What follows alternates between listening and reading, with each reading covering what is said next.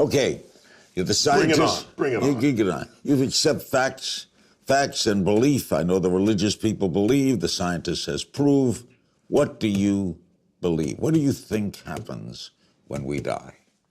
Well, so I can make some unassailable statements about what happens when you die. So you spend your life eating food. Food has a calorie content, and calorie is a source of energy. Calorie is a unit of energy. You bring it in, and then the energy is available for you to maintain your body temperature at nearly 100 degrees. It's 98.6. How do you keep something at 100 degrees when nothing else around you is? You're burning energy to sustain that, because biologically, we need to be at that temperature to function, okay? You also need energy to walk and to move. That's why you eat food. The moment you die, what happens? You don't maintain the energy. Your temperature drops. How far does it drop? To room temperature. At a funeral, in the casket, if you touch the hand of the person in the casket, your first thought is, the body's cold. No, it's not. It's room temperature. But it's cold compared to 100 degrees. They're no longer burning this energy. Okay, so now, every one of your molecules has energy within it.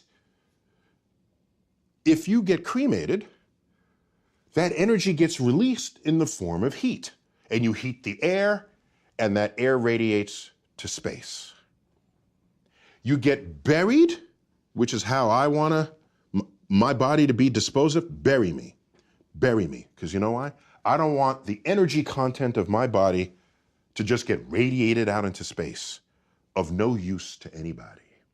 Put me in the ground. Let the worms, microbes come in and out of my body, and the energy content of my body that I had assembled over my lifetime, consuming the flora and fauna of this earth, my body then returns to them. And thus is the cycle of life. I know that's going to happen because you can measure where the energy goes. And that's how I want to go out. But you're not conscious, and that's for eternity, right? Yeah, there's no evidence that I have any consciousness of anything. And by the way, is that so weird? Did you have consciousness before you were born? Were you saying, how come I'm not on Earth? My gosh, I need to be on Earth. Or where am I? No, there's just the state of non-existence. And so I'm not given any reason. But now I am born. Okay. And I can't stand the thought of non-existence. See, I already have existence. I accept Okay, it. It is true. We fear death because we are born knowing only life. Right. I get that. However, I take another view, because I've been asked, if you could live forever, would you? Yes. Okay, we're Don't done even with have the to interview. finish the sentence. Yes. No, okay, sure, that's an attractive idea. But the way I look at it is the knowledge that I'm going to die that creates the focus that I bring to being alive. The urgency of accomplishment, the need to express love now, not later. If we live forever, why ever even get out of bed in the morning? Because you always have tomorrow. That's not the kind of life I want to lead. But why, don't you fear not being around? I fear living a life where I could have accomplished something and didn't. That's what I fear. I don't fear death. You don't fear the unknown? I love the unknown. I love the, you know what I want on my tombstone? My sister has this in her notes, because in case I can't tell anyone after I die. On my tombstone, a quote from Horace Mann, great educator. Be ashamed to die until you have scored some victory for humanity. That's what I want on my tombstone. But you don't fear or think about not being around?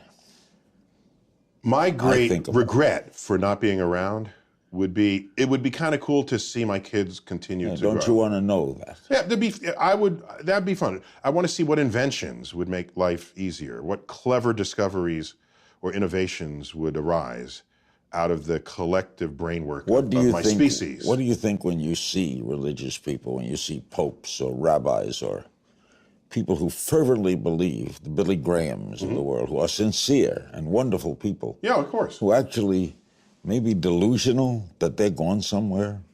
No, they're embedded in belief systems.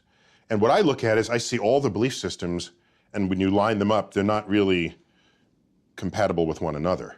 So whatever they're believing, it can't be a truth that applies to everybody, because other people believe what they do with no less fervor. And so I sit back as a person who's interested in objective truths, and I say, well, it doesn't look like that's a path towards an objective truth. So let people continue to think and say what they want.